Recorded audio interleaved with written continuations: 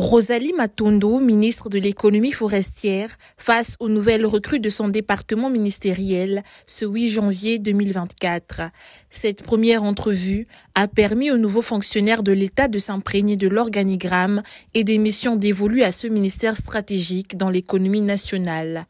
Des différentes directions générales et centrales, en passant par les services qui fondent les maillons de la chaîne de ce ministère, Rosalie Matondo a fixé cette nouvelle génération sur les enjeux et défis de son administration. Le ministère de l'économie forestière travaille sur plusieurs problématiques.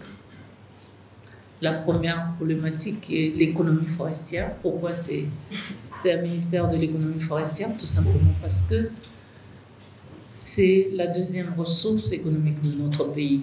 Le deuxième secteur qui est le secteur de la conservation des écosystèmes. C'est nous qui conservons la biodiversité dans les aires protégées. Les aires protégées, ce sont des parcs nationaux, des réserves de faune et de biosphère. Donc nous gérons ces magnifiques paysages que nous avons dans notre pays. Troisième grand secteur que nous avons dans notre pays, nous avons donc ce qu'on appelle la forestation et le reboisement. C'est créer de nouvelles forêts, enrichir les forêts qui existent, enrichir les forêts dégradées. Et là, nous avons deux entités, le programme national de la forestation et de reboisement, nous avons le service national de reboisement. 163 au total, ces nouveaux agents du ministère de l'économie forestière sont la réponse donnée à l'année dédiée à la jeunesse décrétée par le président de la République dans le pôle de l'emploi.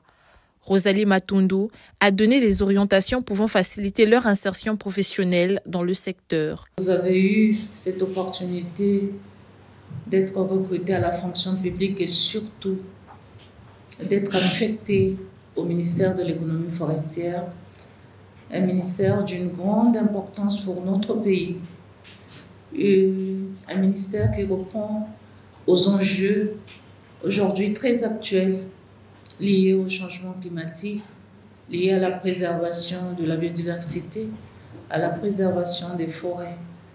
Et vous pouvez imaginer tout le travail qui vous attend. Parce que ce travail-là, c'est nous qui devons faire ce travail-là. Et vous avez été choisis pour faire ce travail avec les responsables dans ce ministère. Quota 2023, ces jeunes recrutés et affectés dans les différents services du ministère de l'économie forestière vont être déployés sur l'ensemble du territoire national en vue d'assurer le service assigné à ce ministère. Je vous souhaite bon vent, bonne chance et surtout, impliquez-vous. C'est votre maison aujourd'hui. Dès demain, impliquez-vous dans la gestion de notre maison.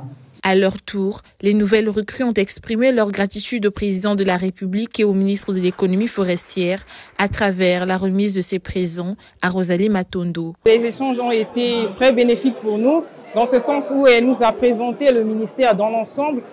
Donc nous avons compris les différentes structures du ministère et nous allons, dans les jours à venir, découvrir le dedans du ministère. C'est une joie pour nous d'être recrutés à la fonction publique et envoyés à l'économie forestière. La mission ici, ça sera, d'abord nous sommes des nouvelles recrues, donc nous allons d'abord commencer par recevoir la formation et contribuer aux idéaux du ministère. Avec cette nouvelle vague d'agents, le ministère de l'économie forestière devrait donc améliorer ses performances afin de faire de la filière forêt et bois un secteur de croissance.